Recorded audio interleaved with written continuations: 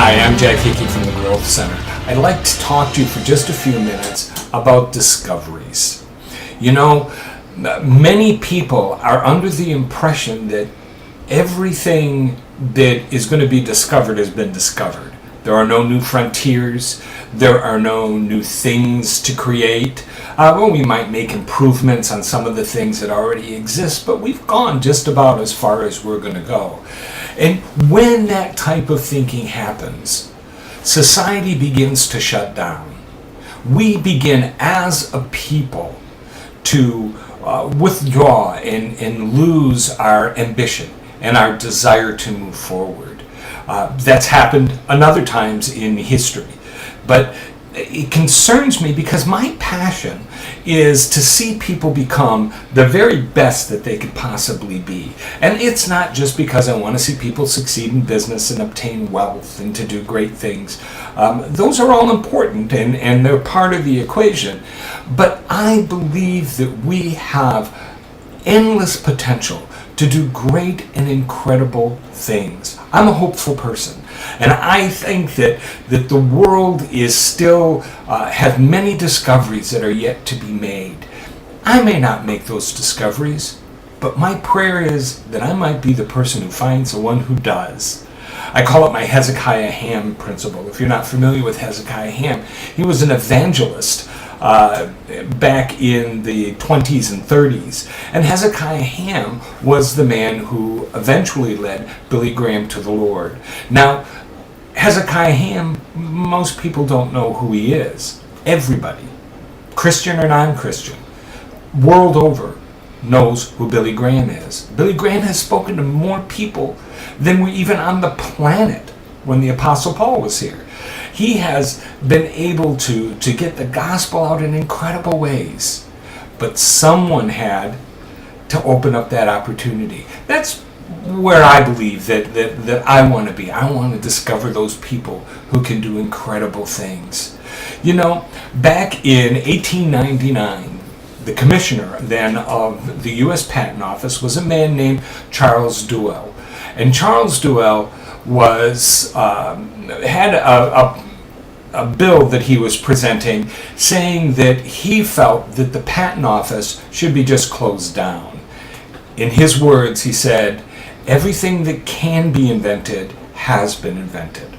Now, when you think of what has happened since 1899 as far as the invention of different things and how our lives have changed so drastically, you see how small his thinking was. But we can't be critical of Charles Duell because many of us are just as small in our thinking.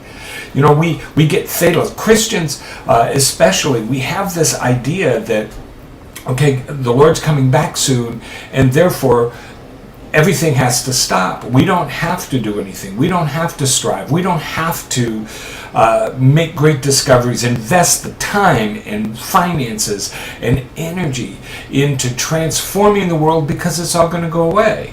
Well, we're commanded to occupy until He comes. I don't know. I believe in the return of Christ. He could come before I'm done recording this video. He could come 10,000 years from now.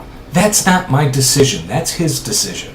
Until then, I want to be found doing everything that I can. There are wonderful discoveries yet to be made. And why not you? Why aren't you the one who's going to find the cure for cancer? Why can't you be the one who is going to create an invention that is going to make life easier, better, that's going to change education system, that's going to change the social structure, that makes the government better, that makes business better? There are so many areas. Everything you see around you has been the idea of someone at some time, and then it was brought into being. You were created in the image of God. Part of that means that you were created with the ability to create. You were created with the ability to figure these things out and to create solutions and to make things better. At one time, the Christian church was a forerunner in discovery. Literature, art, medicine, science, all the business, universities, everything came out of Christian communities. But since several hundred years ago, we started pulling away. We started allowing the world to take over in their influence. Christians, for some reason today, and I see this so often, that we tend to think that discovery and doing great things is somehow not spiritual. We should be the influence. You are the salt and the light of the world. God created you to be in the front, not in behind.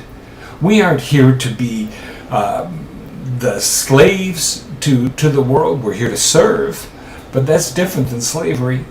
We're here to make a difference. And God has given you potential to do great things. I know in your heart, there's been things stirring around. There's been something inside of you that's thought, oh, if only this could be. Make it happen. Move forward. Grab hold of that idea. Make it happen.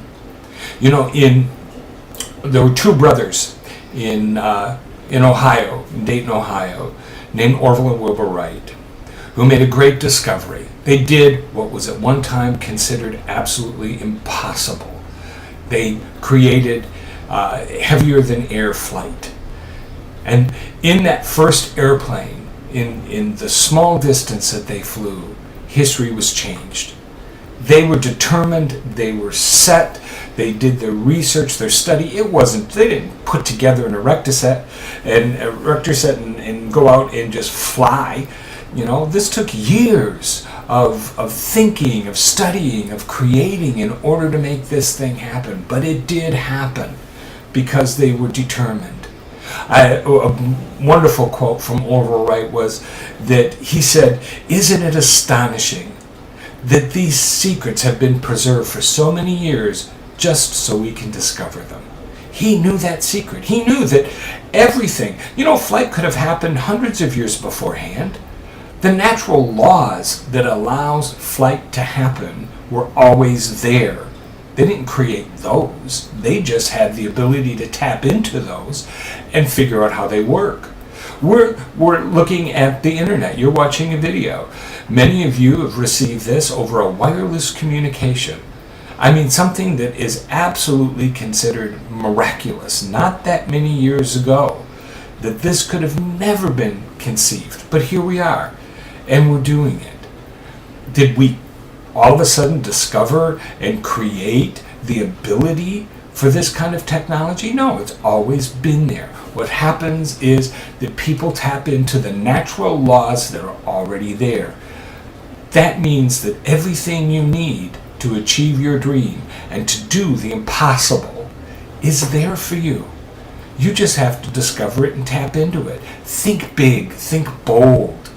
Think of things that are impossible. I've told you before, if your goal is not impossible, it is too small. We can change the world. There's so much more that's out there to be discovered. So much more. Don't limit yourself. Don't hold back. Remember that the very things that can make life better, that can cure disease, that can give us opportunities beyond our wildest dreams, God has placed there for you to discover. All you got to do is go out and get it. Don't underestimate yourself. I don't. Don't use education. Remember, the Wrights only had a high school education. Edison never got out of elementary school. I believe in education, and I don't want to discourage you from education, but we use education as a limiter.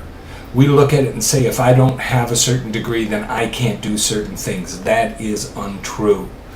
It is not your age, it is not your income, it is not your gender, it is not your social structure, where you live in the world. There is no excuse.